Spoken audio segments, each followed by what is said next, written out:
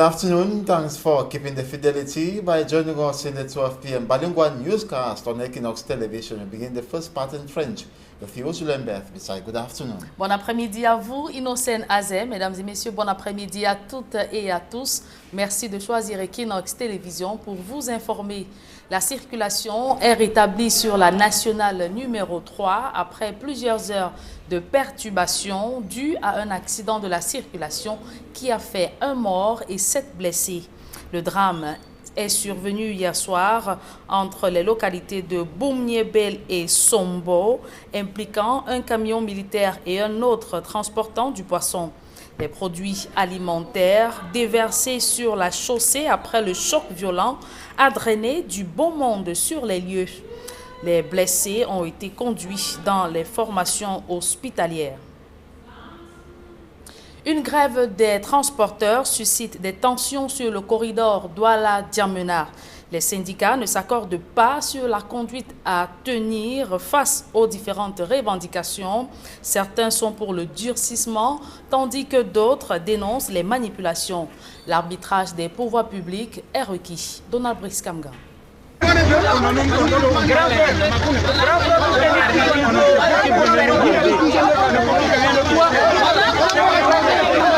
Nous sommes ici à Touboro dans la région du Nord. Les esprits sont surchauffés. À l'origine du grabuge, un mot d'ordre de grève qui ne rencontre pas l'assentiment de tous les transporteurs du corridor Douala-Bangui, Douala-Djamena. Sauf que ceux qui n'observent pas la cessation d'activité sont pris à partie. Ils ont venu barrer la route. Ils ont vandalisé, ils ont pris les dossiers, enlevé les batteries, coupé tous les fils de courant. Sur ces photos, des camions vandalisés par les défenseurs de la grève lancés la semaine dernière. La situation est revenue à la normale après une intervention des autorités administratives de la région. Donc, depuis 4 jours, nous sommes ici à Touboro. Les véhicules circulent librement. Donc, ce matin, il y a eu un incident où quelques groupuscules de personnes ont voulu entraver la libre circulation de personnes et de biens ici.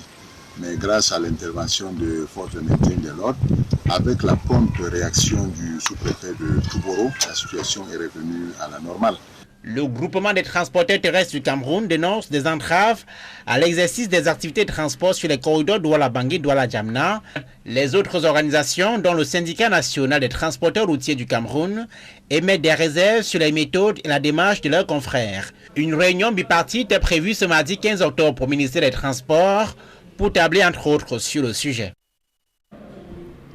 Parlons politique à présent. Quelques jours après leur sortie de prison, les militants du MRC et leurs alliés sont retournés dans leur localité d'origine où ils ont été accueillis tels des héros.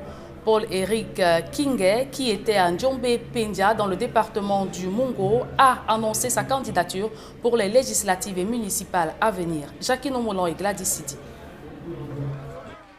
C'était un week-end de retrouvailles après 9 mois de détention pour Paul-Éric Kingué, qui est retourné auprès des siens dans son Ndjombe-Pendia natal, où un accueil des plus chaleureux lui a été réservé.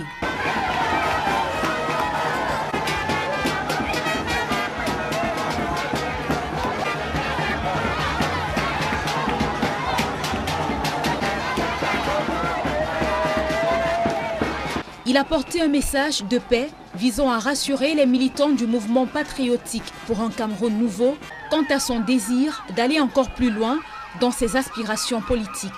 Aussi a-t-il annoncé sa candidature aux prochaines élections municipales et législatives. Je viens de passer 9 mois en prison. Les 9 mois n'ont pas réussi à briser, n'est-ce pas, l'amour de mon peuple pour moi. Vous avez dû voir de Ndjombe jusqu'ici l'effervescence. Ce que je sais, c'est qu'il y a une communion entre mon peuple et moi. Mes populations sont complètement derrière moi.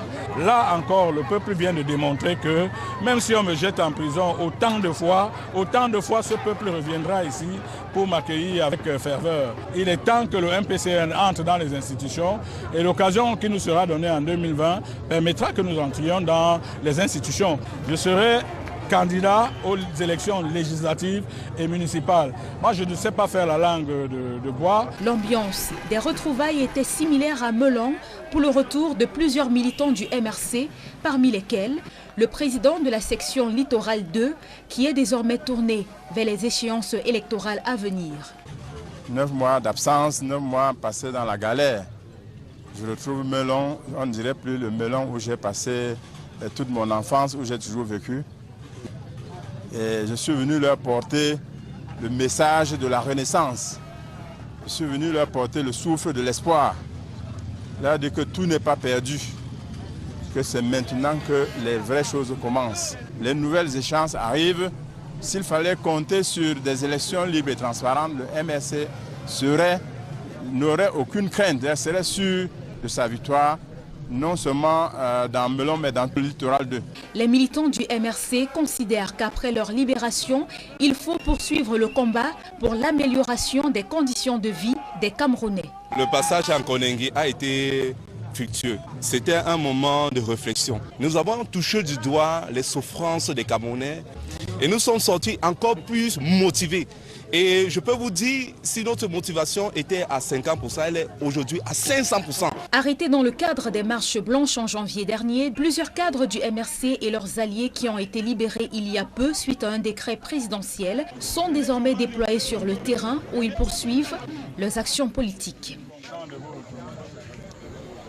Et le secrétaire national aux droits de l'homme du MRC fait des révélations troublantes des circonstances de son arrestation et ses détentions et ses conditions de détention après avoir été blessé par une balle en métal.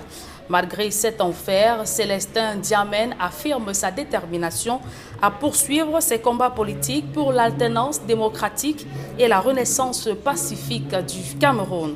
Ces points saillants sont détaillés dans cette interview ce reportage que signe Flavien Valondongo. Victime d'une grave blessure faite par balle lors de son arrestation le 26 janvier 2019, Célestin Diamène se rappelle de l'acte posé par ses bourreaux. Il me dit, monsieur Diamène, il faut cesser avec vos histoires. Pourquoi vous nous donnez du travail? Pourquoi vous marchez? J'ai dit, mais écoutez, vous m'avez vu assis. Je ne marchais pas. À ma connaissance, la marche est terminée depuis au moins 1 heure. Donc il n'y a plus de marche. J'étais assis. Donc de quelle marche vous me parlez? La marche, vous l'avez dispersée à l'Opom. Nous sommes ici à Makepe, il n'y a plus de marche là. Alors du coup, quand je répondais aux policiers, au commissaire, il y a un de ces éléments qui est passé dans mon dos et m'a, comme on dit vulgairement au Cameroun, fauché. Je suis donc tombé, ils m'ont plaqué contre la terre, contre le sol. J'avais les rangers qui étaient posés sur ma nuque. Vous voyez bien que j'étais raide comme un fil, je ne pouvais pas trop bouger. Et du coup, j'entends un policier qui sort, mettez-lui une balle dans la tête. C'est à cet instant que le secrétaire national aux droits de l'homme du MRC se rend compte que sa vie est en danger. Et pour confirmer sa pensée, il reçoit une balle dans la cuisse. Il y a eu un silence, j'allais dire d'environ 50 secondes, et j'entends dans une décharge sur ma cuisse gauche. Je fais quand même un effort pour me redresser, pour me convaincre moi-même de ce que je ressentais sur ma cuisse. Si ce n'était pas une impression, quelque chose comme ça. J'envoie ma main sur ma cuisse et je vois qu'il y a un trou béant sur ma cuisse. Évidemment, il y a la chair qui pend, il y a l'hémorragie, dont le sang qui n'arrête de couler. Le militant du mouvement pour la renaissance du Cameroun, invité de l'émission La Vérité en face sur Equinox Télévision, est conduit après cette étape à l'hôpital général de Douala par des badauds. Il est pris en charge sous l'œil vigilant des forces de sécurité qui procèdent finalement à son enlèvement. Je lui dis, mais est-ce que vous avez un avis de l'hôpital général, du directeur de l'hôpital? Ils me disent, ben non, c'est pas nécessaire. Je dis, mais comment ça, c'est pas nécessaire? Je suis entré ici sous sa garde. Vous voulez me faire croire que je sors de l'hôpital sans que le directeur du centre soit au courant? J'ai dit, je ne réponds plus à vos questions. Alors, sans aucun état d'âme, ils arrachent ma perfusion, et ils m'embarquent sur une chaise roulante. C'est pas la garnison qu'on est allé. Ils ont déjà menti. Ils m'emmènent à la DRPJ de Bonanjo. Célestin Diamène et ses camarades du parti qui ont voyagé dans des conditions douloureuses sont arrivés à Yaoundé. Sous la torture physique et morale, 24 heures après leur arrivée, ils sont interrogés et Célestin Diamène décide de répondre sans l'aide d'un avocat. Dans la garde à vue, au début judiciaire, devient subrepticement une garde à vue administrative, signée de la main du préfet de Foundi. Ce qui est totalement anormal. L'infraction ou le crime, entre guillemets, a été commis à Douala, mais c'est le préfet du Foundi qui renouvelle la garde à vue. L'homme qui vient de passer 9 mois environ à la prison de Kondengui à Yaoundé et qui a bénéficié, comme bien d'autres, de l'arrêt des poursuites judiciaires initiées par le chef de l'État est gonflé à bloc. Le combat continue et avait pour objectif devenir maire de la commune de Douala 5e. La prison ne peut me briser. Je suis prêt à tout. S'il fallait y retourner pour mes idées, je recommencerai. Un public reportage dans ce journal, DKT International, l'ONG leader dans la distribution des produits contraceptifs en Afrique, a pris part à des congrès sur l'infertilité en Afrique et l'obstétrique organisés dans la ville de Douala. Occasion pour eux de soumettre au grand public les différents produits qui sont les siens. Farel Bounia et Kediara. DKT International aux côtés des professionnels de la santé. L'ONG américaine, installée en Afrique et au Cameroun, est l'un des plus importants fournisseurs privés de produits et de services de planification familiale dans les pays en développement. DKT International œuvre dans le marketing social de la santé de reproduction, la planification familiale et la lutte contre les maladies sexuellement transmissibles VIH-Sida. À cette occasion, l'ONG prend part depuis plusieurs jours à des congrès axés sur l'infertilité et les infections en gynécologie et en obstétrique dans la capitale économique. La justification à ce congrès est d'abord la visibilité, la sensibilisation et le renforcement des capacités des spécialistes de la santé sur tout l'ensemble des produits du DKT International qui constituent la gamme des produits Lydia. DKT International, c'est un ensemble de produits présentés en 2 variétés, à savoir les dispositifs médicaux et les médicaments. Les dispositifs médicaux sont constitués des dispositifs intra-utérins, des préservatifs KISS et de l'aspirateur manuel intra-utérin.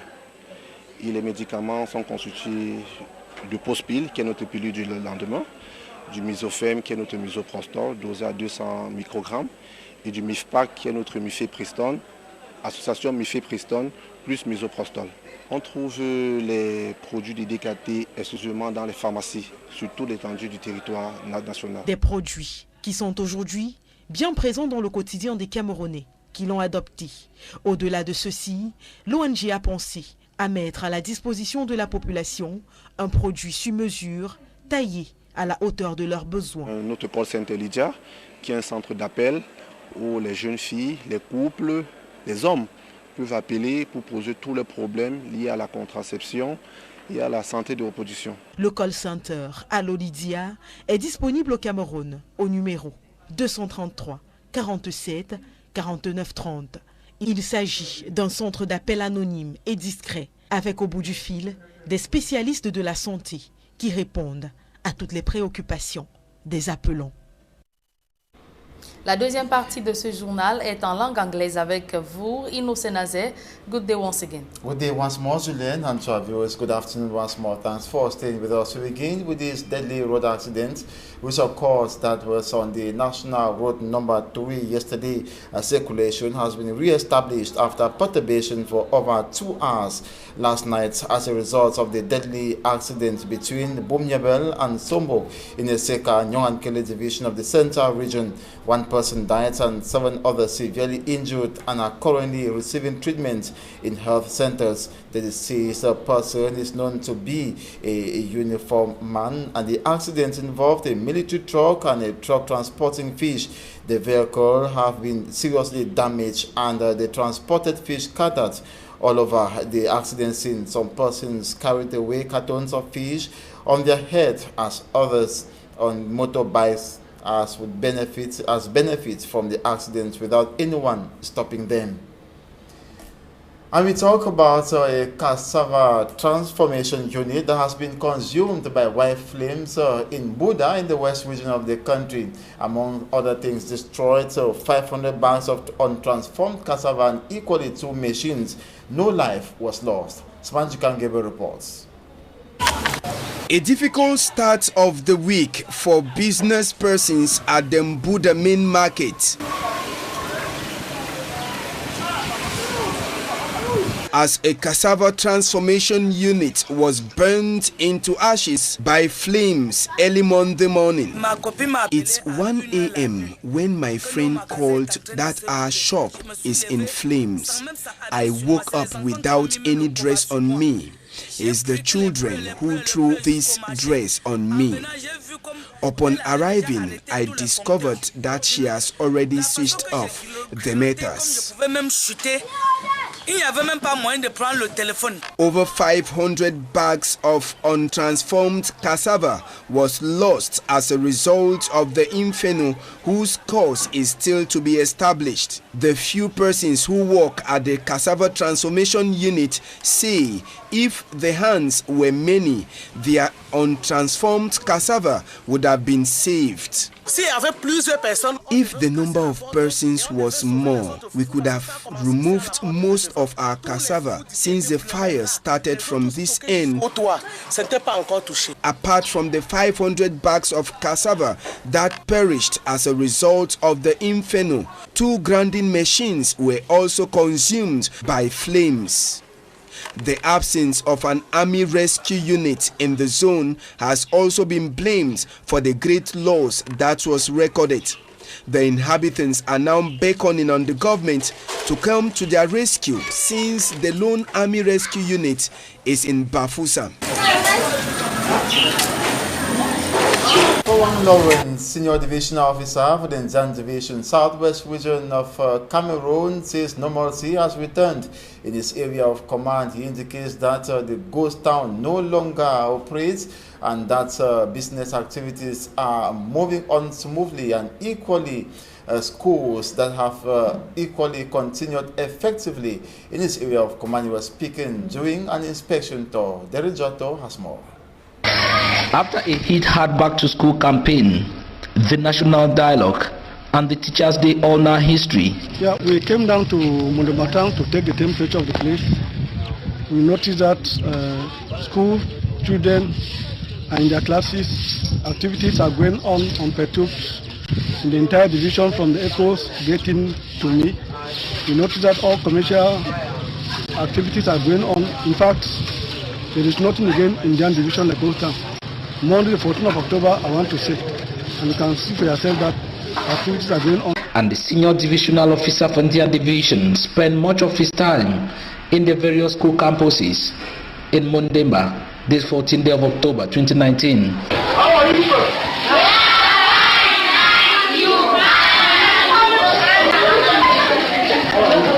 On a positive note this time, the Nzan Senior Divisional Officer congratulated all the academic stakeholders in his division, not for only respecting the school calendar, but for also being effective on the ground. Now looking in the same direction, though fears were expressed by critics of an imminent rift between teachers and the administration because of the reported stiff measures put in place by the administration for any academic stakeholder who was to fall back. But according to the Senior Divisional Officer for Nzan Division, the present positive result is a testimony that all measures from his office for effective school resumption was a building mechanism. Meaning that our messages which were sent out and the messages of the various divisional delegates of the sector which were dished out before the start of this academic year were really understood by the teachers. Permit me heartily thank. At the last 2019 Teachers' Day celebration in Mondemba, Divisional Headquarters of Nzan Division, the Senior Divisional Officer congratulated all the teachers for their tenacity and their love for the profession. The mayor of Tiko Council, Chief Mokondo Daniel Ngambe, has assisted some 32 primary schools in his area of jurisdiction with didactic materials to facilitate the teaching and learning process. It is expected that these didactic materials get even to children who have been out of school since the Anglophone crisis escalated. Derek Jotto reports once more. Chief Mokondo Daniel Ngambe, Mayor of Tiko Council, has taken what is expected of his office to the Tiko Subdivisional Inspectorate of Basic Education. So I'll call it a tradition. I think what we handled is not all that we do to with the individual family in the course of the year. And while handing over the annual didactic materials, Mayor Mokundo Daniel said the action is just one of the Tiko Council academic activities to accompany the government. Receiving the consignment for onward distribution to the 32 public primary schools to benefit, Ndanga Elizabeth Nambundo, Tiko Subdivisional Inspector of Basic Education, promised the Tiko Council that these basic school needs for basic education will adequately reach its destined destination. In fact, very elated, and I want to promise you, like I've always done, that the materials will reach their real destination. And present was Anwafo Kletos Asongwe, the divisional officer for Tiko Subdivision, who paints the picture of things in his area of command. The message is therefore very clear. 9,000 children in class today. It means we are almost attaining the peak. If there is any doubting Thomas who chooses to remain in the house, at least that Thomas will take responsibility for his or her own failure tomorrow.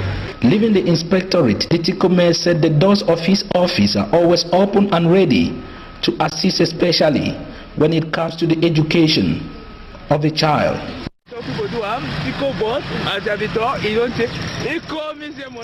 Expectations are still very high as regards the annual resolutions to the just ended major national dialogue, and those who are still raising, or whose hopes are still very high, are women and equally girl children who are vulnerable persons in the regions hit by an armed conflict. And during an exchange that was in the nation's economic capital, Douala, yesterday, grouping female activists, the case of Ayafo Florence, who was gruesomely murdered in Pinyin in Bamenda, Northwest region, was equally raised. Hemini Luga reports. It is true, the Grand National Dialogue is over, but for this female activist, lots more of on-the-ground work is necessary, notably to resolve delicate situations in which women and the girl child face as a result of the crisis in the troubled regions. On the recent most outrageous act of killing of Cameroonian Ayafo Florence in the Northwest region, the Peace Crusaders suggest it's very important to fight against impunity, because it keeps happening and nothing is done. And we should also embark in a peace education program throughout the country to build a culture of peace. And women, as you know, should be part and parcel. Considering women as essential actors in nation building, the female peace initiators at this stage as well question the outcome of the just ended inclusive national dialogue. So we are coming today as another brainstorming exercise to first understand what came out of the dialogue table, what came out regarding women's role, and most importantly, how can we as women continue supporting the ongoing peace process in Cameroon. Having previously made proposals to resolve the crisis in the troubled regions, the nation builders long for sustainable peace, which they say could definitely be attained if peace-inclined education targets youths in the country, with the state as well ensuring the provision of jobs to the younger generation. Freed officials of the Cameroon Renaissance Movement Party and allies have embarked on a grassroots political encounter ahead of legislative and municipal elections to take place come 2020. Over the weekend, Paul-Henri Kinge of the New Cameroon Patriotic Movement, that's NPCM, and CRM party officials stormed several localities in the Mungo division, announcing that they will contest in the legislative and municipal elections. From Armstrong, Sander has more.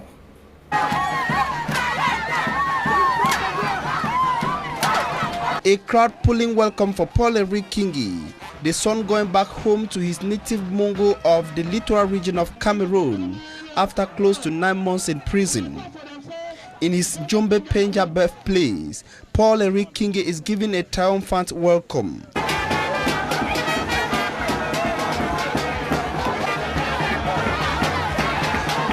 speaking, the politician and national chairman of the New Cameroon Patriotic Movement, the NCPM political party, tells his people that he came with a message of peace and also to publicly make known his intentions to run for the upcoming municipal and legislative elections in Cameroon. Je viens de passer 9 mois en prison.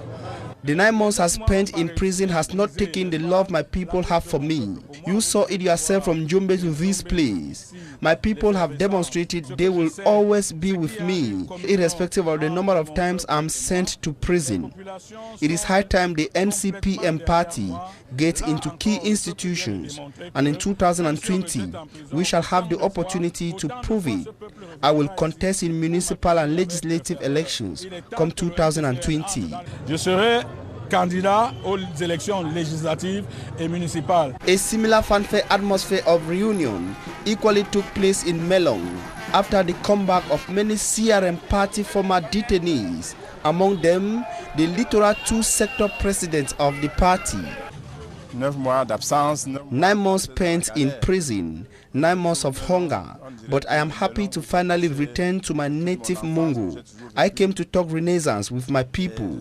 I brought a message of hope to tell them that the time is now. The CRM will win in all of Littoral come 2020.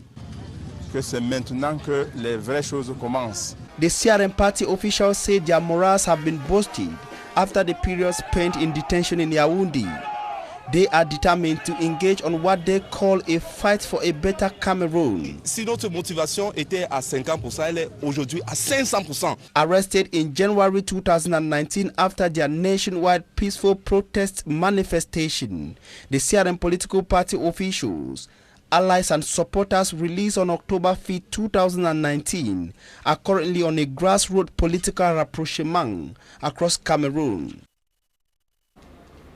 Albert Nzongang, an ally of Professor Maurice Kamto of the CRM party, has been accorded an overwhelming welcome in his native Bahwan village in the west region of Cameroon 10 days after his liberation from Kunengi. And speaking to the large crowds that gathered to receive him, he reminded them to mobilize ahead of the legislative and municipal elections and equally to struggle for return of peace in the country. More in the following report. Albert Nzongang, president of the Dynamic Party, an ally of the Cameroon Renaissance Movement opposition political party, highly welcomed as he stepped feet on his native Bahwan soil in the west region, 10 days after his liberation from Kunengi, where he spent 9 months alongside other CRM leaders. Over insurrection, hostility against the fatherland, and rebellion generating from the CRM peaceful protest against electoral hold-up. Il faut que nous célébrions, que nous fêtions. Elites of Bahwan village note his freedom and arrival deserve to be celebrated as he returned without any harm. Sa présence en prison, nous pensions qu'on allait même le fusiller, compte tenu de tout ce qu'on a dit de lui. From Batia roundabout, Albert Nzongang and his party militants toured various localities and a large crowd at the Bahwan Palace Arena, with locals waving peace plans. While there, Albert Nzongang thanked the people for their continued support and trust, calling on them to prepare for upcoming elections. Afin que je sois prêt pour les prochains combats. Parce que le meeting politique ne sera ouvert que par le président élu Maurice Kamto. He also noted they had spent good times with the Amazonian leaders while in jail. Partager la même cour avec les chefs sécessionnistes, dont leur président Ayub Tabe. Nous avons été tous les jours ensemble. Albert Nzongang was accompanied by other freed prisoners in the West region. And that's it for this 12 p.m. bilingual newscast on Equinox Television. Thanks so much for watching. Another rendezvous is at 4 p.m. with Immaculate Fogwe and you, Julien Beth Besai. Vous faites bien de le dire, Innocène Azé. Mesdames et messieurs, merci de votre fidélité.